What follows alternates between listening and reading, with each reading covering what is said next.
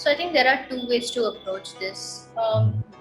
One is the more you work and the more experience you get, the more familiar you are with your own process in terms of what works for you. This I'm speaking as just for designers alone. When they give timelines, when they're not sure of the kind of timeline to iteration to cost analysis that they have to give and present as part of their pitch. I think the more work you do, the more variety of work you do, the more familiar you are with yourself and the time you need and the time you take, which is when you are able to turn around and tell people, like, assume someone like me hires you, or assume a client directly reaches out. That's when you know for sure that this is exactly the kind of timeline I need. This is exactly what it's going to cost you. After iteration number 3, I'm going to charge you X amount per feedback or change and stuff like that. And this is it. If you're okay with it, well and good. If you're not okay with it, we'll have to probably go somewhere else. So you pick and choose.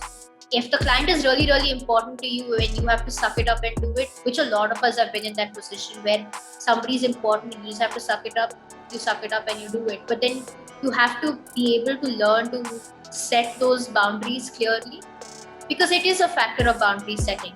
It is a factor of telling somebody that, hey, just because you're employing me does not allow you to walk all over me. That is a very, very important part of the whole process. And this is if somebody directly approaches a design.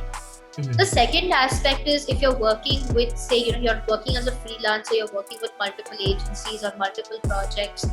It is important to understand and be realistic with the agency, that you tell me what have you committed, what are the project deliverables, and this is exactly what I can offer in so much. After this, I'll just give you the open files and you can do what you want to do. Please clear my payments. I'll give you the open files. Or you just be like, hey, it's not worth my time. Or if it's a really lucrative project, then you take it as a one-off. But then the thing is, with these one-offs, you become that becomes your identity in the industry. So it is a catch-22. It is a factor of trying to find some kind of balance.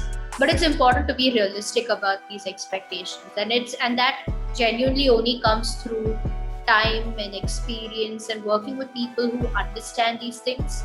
Because otherwise, you're always going to feel like, I did this project better than the last one. Why am I not moving forward? You'll keep feeling this sense of inadequacy because you feel like you're not delivering, but it's actually just sometimes it's not. So it is important to understand the kind of designer you are, not just in your ability to design, but also in the way you work. So you're able to tell people accordingly.